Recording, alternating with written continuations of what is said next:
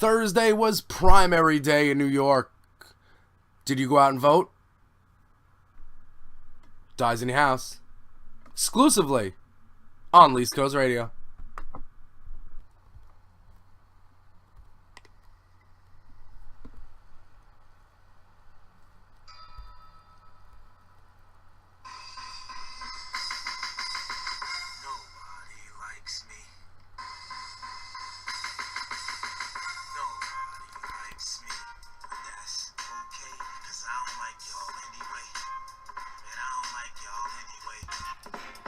One goal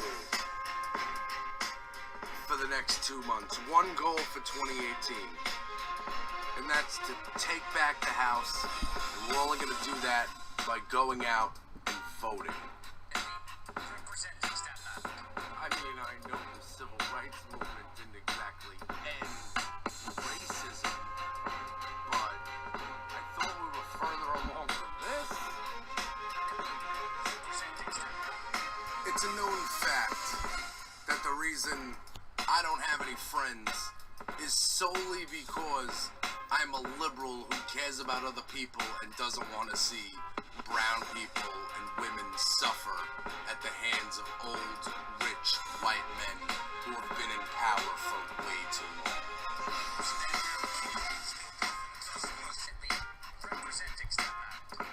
Nazis? Bad. Free press? Good.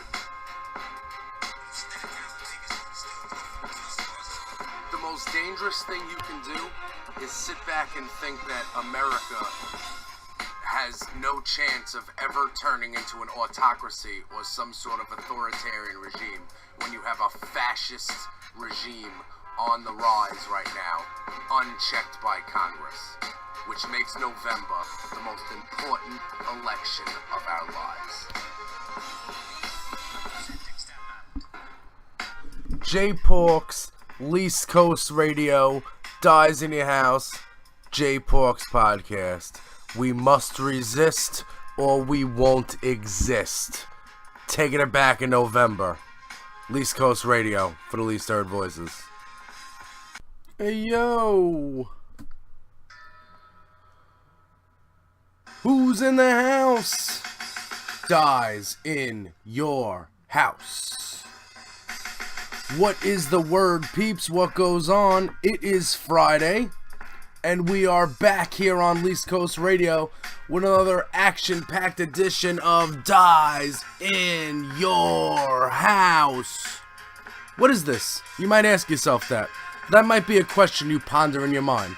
What the F is this? Well, I'm here to explain that to you. Unlike Lucy, I'm actually gonna explain. So what this is every Monday we have the J Porks podcast. That's a long that comes out every Monday evening. We tackle corruption. We tackle the rising fascist regime. We talk about the importance of voting and taking back the House of Representatives in order to put a check in the checks and balances part of our government that the Founding Fathers came up with. We do things because we love America.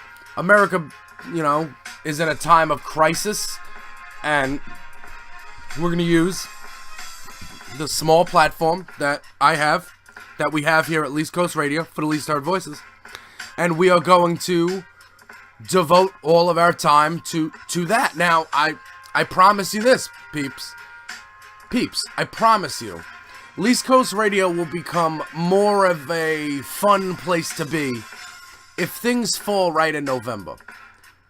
If the House of Representatives can turn blue in a big way, in a way that effectively stops authoritarian, fascist, or autocratic policies from going into place, then maybe instead of 90 minutes on politics, maybe there'll be 80 minutes on politics and 10 minutes on, J Pork's life stuff. Listen, I got some stories, I got some origin stories, and I got some fun things I want to talk about. I like to critique music and stuff. I'm a veteran of the concert scene. There's a lot of things I don't like and do like about seeing concerts live and how that's evolved over the years. I'm unemployed, so I'm currently, basking in the unemployment that comes in from the government. Hopefully, continuing every week. We'll see what happens on Sunday. And basically, what there are things that I want to talk about. This podcast used to be fun. Some people used to listen and they say, Jay, you're funny. You got some funny things to say. But listen, that's not what this is anymore. We had to change it up. Because America's in crisis and we're here to save our country. And when there's an attack on our country, whether it be cyber, physical, whether there's an attack on our country, whether it be our soil or our democracy or what we stand for, our free elections, we have to stand up and defend it. And that's what we do here on Least Coast Radio for the Least Heard Voices. And it's every Monday, long-form episode of the Jay Porks podcast. Over an hour, usually 90 minutes. But we decided that every Friday on Least Coast Radio, we got to come to you with something that's like a pre-show. Almost like a pre-show / post-show. Because the news cycle doesn't end. Things don't stop happening. Lies don't stop being told. And it's not like you can digest a story and, really appreciate it for too long of a time. Because next thing you know, bang. Something else is coming up the pike. So right now, as of press time, it's 9 a.m. Friday. We're going to get this out to you before noon. We're going to try to anyway. Right now, we are under the impression, and we're going to I'll get into the governor platform and the governor's primary in a second in New York City. But what we're going to be covering on Monday on the Jay Porks podcast, which you can get right here on Least Coast Radio, for the rest of September, the Jay Porks podcast will be exclusively on Least Coast Radio for the Least Heard Voices. Give you a little taste of what you're missing. Give you a little taste of what you're not subscribed to over at the Andy Dare Show and over at DareNetwork.com, AndyDare.com, and the Dare Podcast Network. So you can follow on Twitter, follow Jay Porks on Twitter, and if you follow Least Coast Radio on Twitter, I'm at about 50 followers right now. I promise you, I will do something entertaining with the 100th follow. The 100th follow I will share a video of me doing It's the End of the World as We Know It karaoke without looking at the lyrics that my lovely girlfriend taped from Bennigan's over the summer. I will share that with you because I love you, but I need you to do something for me first. Just tell a friend, hit that follow button, Least Coast Radio for the Least Heard Voices. Because we got shows coming out. We got the Jay Porks podcast on Monday. Sometimes we have a wacky Wednesday edition of Dyze in Your House. And every Friday, we have the flagship Dyze in Your House. We have that every Friday. And if you noticed, I try to do the titles and hashtags so they trend. Has not been working so far. So on Monday, we are going to talk about Did He or Didn't He? And that's Paul Manafort's plea deal. Did he plea? Did he not plea? Is he cooperating? Is he not cooperating? Because right now, again, press time, it's 9 a.m. Now, if you had a podcast, you'd probably wait for the trial. You'd probably wait a couple of hours till the trial starts. Not the pre-trial hearings. You'd wait for some documents to get leaked. And you'd come out with actual information. But here's the thing. Any cooperation agreement has a most certain possibility that it could be sealed. So I could be waiting for nothing. Also, I got a podcast coming to you in a couple days. So I don't feel the need. Listen, as soon as that Manafort thing comes down, as soon as we find out if it's cooperation, if it's a plea, if it's a what, that portion of the Jay Porks podcast is going to be recorded. And I don't know what, something just happened with my background music. Something's going crazy. Anyway. Sometimes you might notice, like, a little skip on the track. That's not my fault. I'm just not technologically savvy. Okay. So, whatever happens with Manafort, because he's, according to reports, he is gonna plead guilty in his second trial, in the DC trial. But there are conflicting reports that he's not gonna cooperate with Mueller, or that he will cooperate with Mueller. And we will get into that on Monday. But right now, yesterday I went out and I voted. It was the New York Democratic gubernatorial primary. We had Dem candidates for governor. We had Dem candidates for lieutenant governor. We had Dem candidates for attorney general. And we had another seat that I was not informed about because I'm a millennial and I don't know everything. So let's go through my ballot. My ballot. See, the Cuomo triple ticket is what won. Cuomo was running ads with, it was Cuomo, Hochul, and Tisha James. Tisha James for attorney general, Hochul for lieutenant governor, and Cuomo at the top. Now, because I did not want a, and that's the three that won. Because I did not want, you know, because listen, I was on board, I'm on board with, Cynthia Nixon is a good, she's good at this. Maybe not governor good, but people, and I think in the last couple of years, especially with all these hurricanes, when you always see the governor start, like, I think people are starting to understand that the governor is like a really powerful position for a state. Like, the governor is the top of the state. So, you know, the shoot for the moon, when Cynthia Nixon could have easily carpetbagged her way into a House district and won the seat easily, Ocasio-Cortez style. But, there, you know, people say, oh, she should run for mayor. She couldn't run for mayor this time because de Blasio's in the same lane she is. But mayor is a possibility. Personally, as a Democrat who wants every seat in the House of Representatives to be Democrat, what I would like is her to carpetbag her way into some district and make it into the House of Representatives in 2 years. That would be what I would do if I was her. She had a good showing, but she lost to Cuomo in the primary, and actually it was, I have the numbers right here. Cuomo was polling, Nixon was only polling at like 22%. It was bad. So it was basically a lock. It was basically a lock. But what I did down ballot is, not down ballot, but what I did was I went Cuomo because I didn't want a Republican governor in November. That's what happened. And actually the final tally was 65%.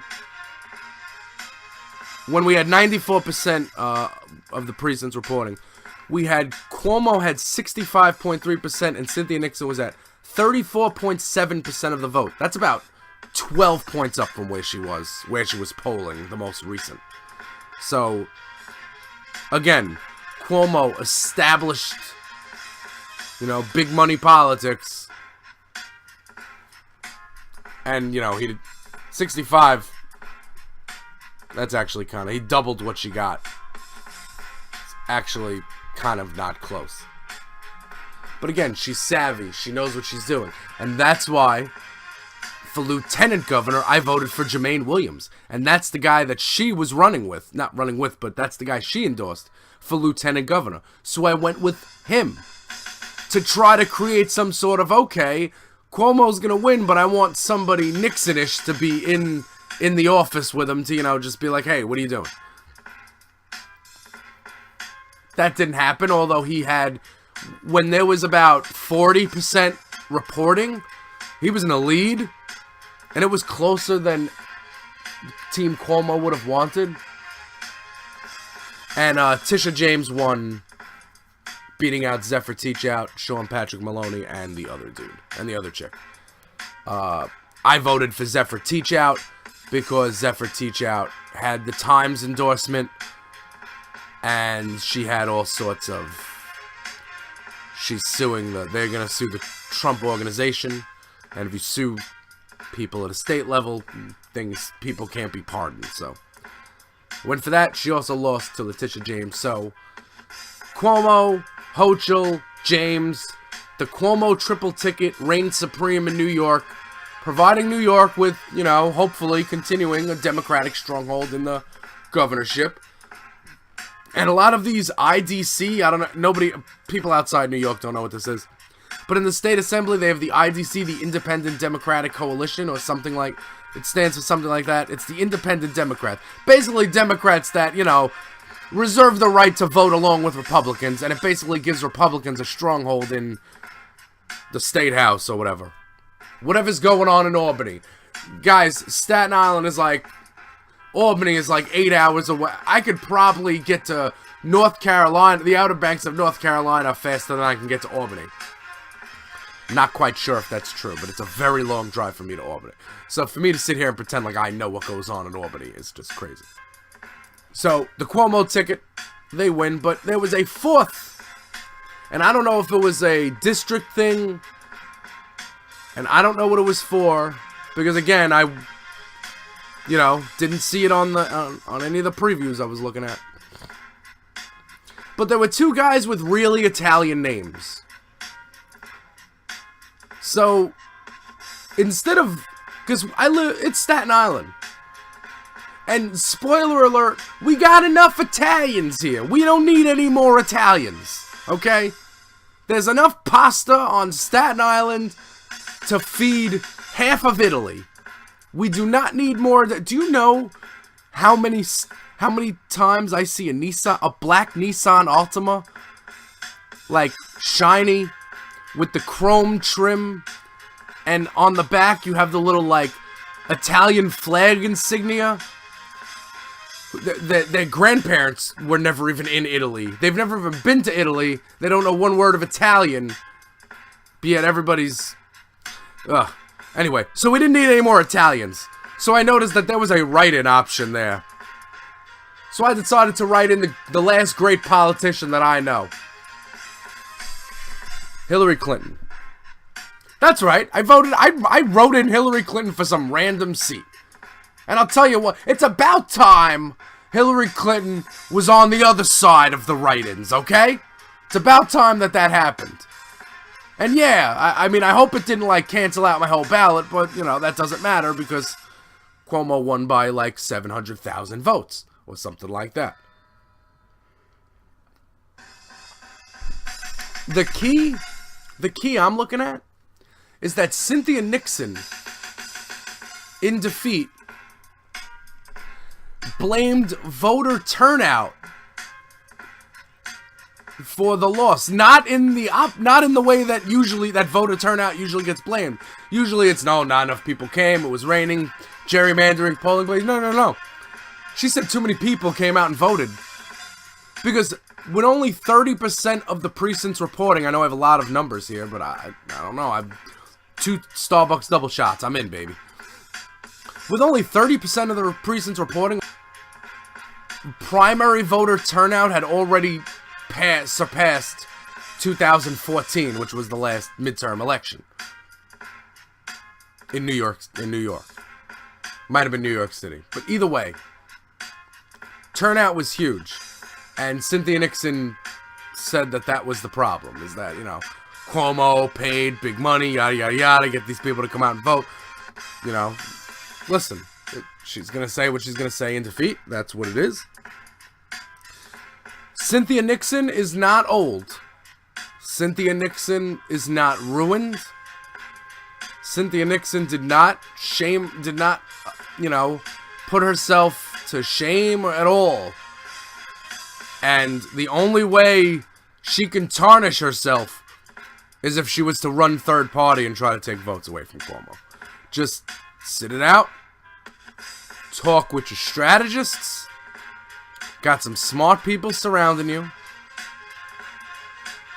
And what you gotta do is you have to figure out what House seat you want to run for. Or do you want to run for mayor after de Blasio's out? That's what Cynthia Nixon should do. Because, again, yes, at first glance, oh, it's Miranda from Sex and the City. Well, yeah.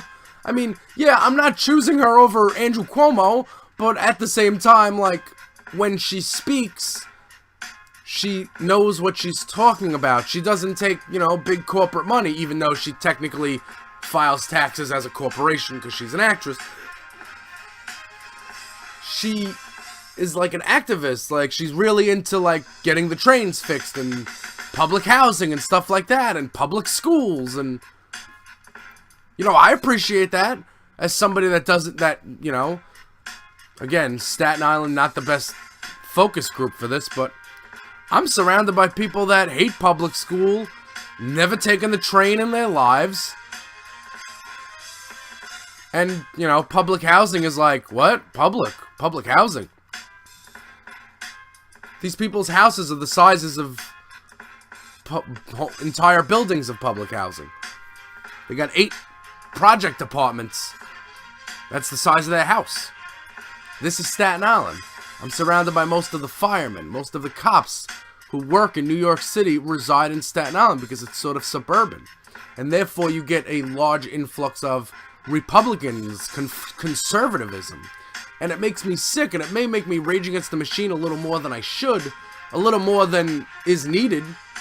But at the same time, I'm the lonely liberal in North Texas, and I will not be silenced until we take back our democracy, take back our country by providing a check on the executive office in November. And what we got to do is go out and vote. And you vote blue to save America. Jay Porks, Dyze in your house. Representing Staten Huh. Island. Jay Porks here. And I know I've been a little busy on this East Coast radio stuff. Talking about resist, remove, and recreational. But I gotta tell you about one more thing. You should be a East Coast Radiohead. That's right. And you can become a East Coast Radiohead just by going to patreon.com/JPorks and check out the offers we have there. There's a low tier, a middle tier, and a high tier. All of those get you bonus content, exclusive personalized artwork, and even a chance to interact with me on a personal level over the phone. We could talk about what's going on in this podcast. We could talk about how we are going to flip these seats blue in November. And we are going to vote like this is our final election, because it might be. Patreon.com/JPorks. Become a East Coast Radiohead and join the resistance.